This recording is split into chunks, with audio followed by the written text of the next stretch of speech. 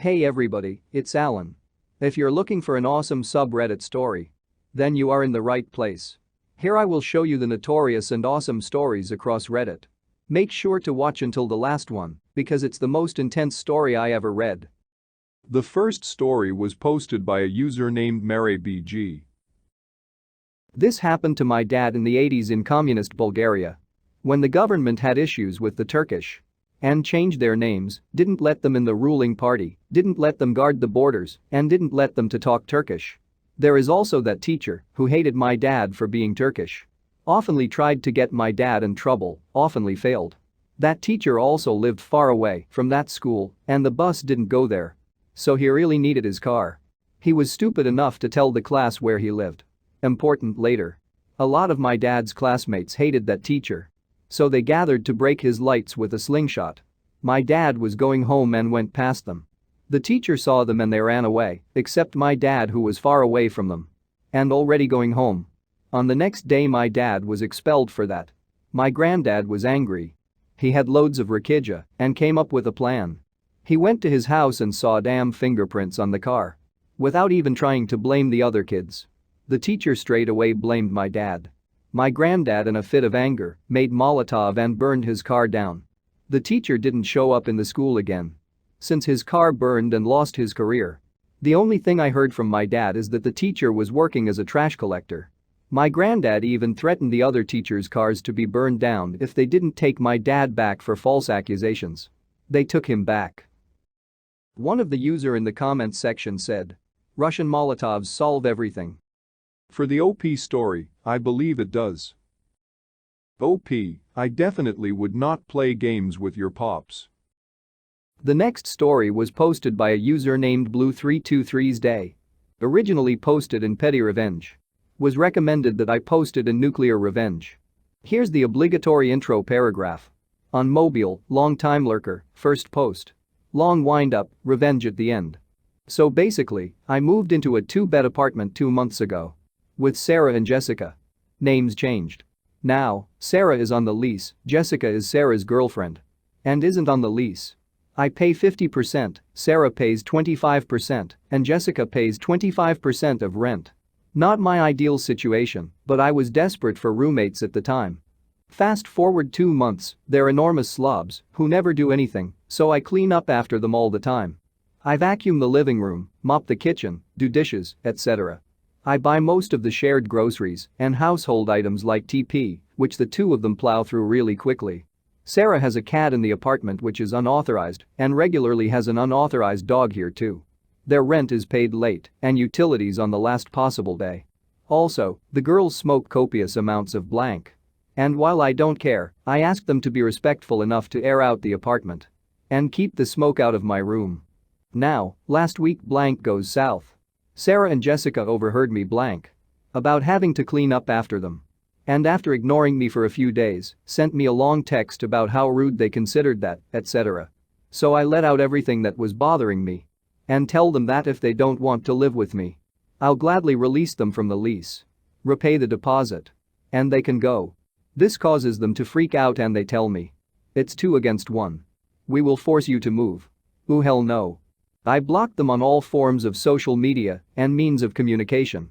The next day, I went down to the apartment managers and reported the 2 unauthorized pets and the unauthorized occupant.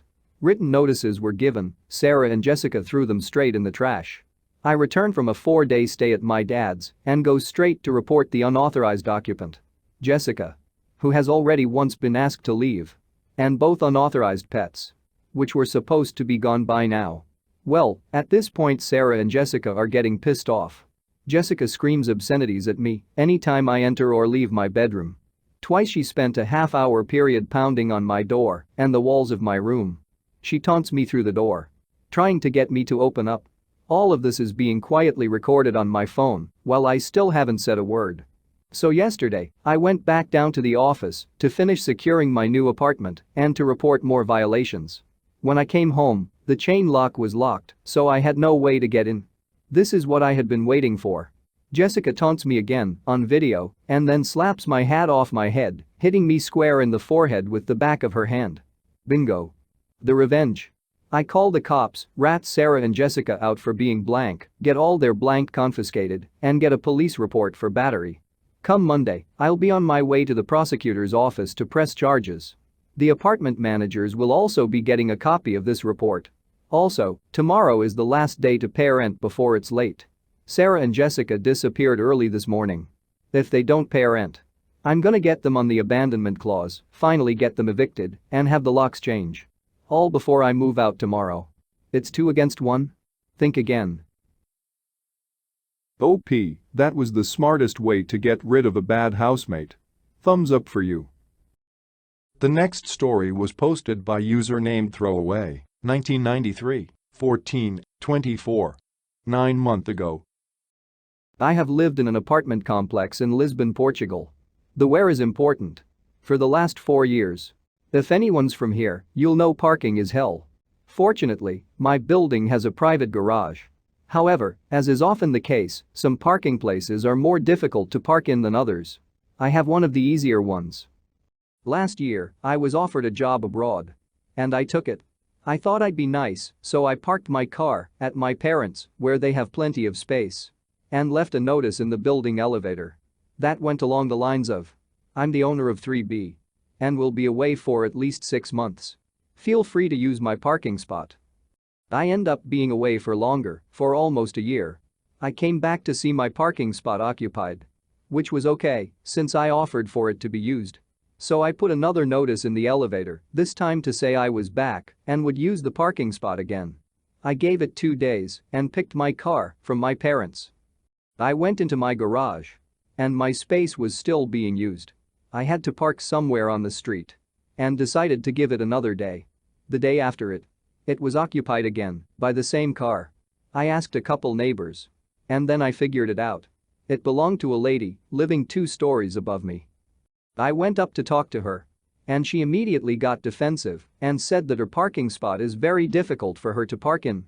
And since I was away for longer than I had announced, I lost the space. Which is a stupid logic, as the spots are bought with the apartment. It literally belongs to me. She also told me I couldn't use her parking space instead, as she was using it for storage. I went to the building admin. Who said he had talked to her. He did. He came back shaking his head. Nothing. I sent a registered letter telling her to stop using my space. And giving her 48 hours to take her car elsewhere. The next day, I saw the unopened letter in the garbage bin beside the mailboxes. I ended up scouting my garage, waiting for her to leave, and would immediately park my car, hoping she'd take the hint. She didn't, and we ended up doing this dance for a few weeks. Up until the day I came back to see my entire driver's side keyed. That was the final straw. I talked to a friend who owns a towing company. We chose a Saturday morning. The last few weeks she hadn't left home on Saturdays. I knew, as I had been watching her car like a hawk. So I thought we'd have big chances of her not noticing anything. Until everything was done. And we towed her car. The plan initially was to leave the car just down the road. But that felt too close and too easy. Then I thought about leaving it in a city about 15 minutes away, but it still didn't feel quite right. My friend jokingly said, let's leave it in Madrid. FYI, Madrid is in Spain, about 600 kilometers 375 miles away.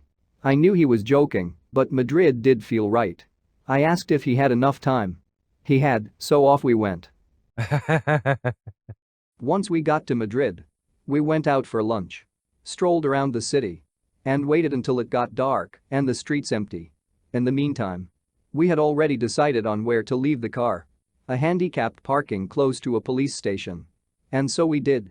As a bonus, my friend also took both license plates off the car. Then we drove back home. It has been 2 weeks and I haven't seen her car since. One of these days I might leave a letter in her mailbox telling her to contact Madrid police, but in the meantime, I'll enjoy being able to use my parking whenever I want to. One of the user in the comments section said, I imagine that after few days, the car is considered abandoned and destroyed. OP, that was brutal. Thank you for watching. If you liked the video, don't forget to subscribe and turn on notifications. See you again next time.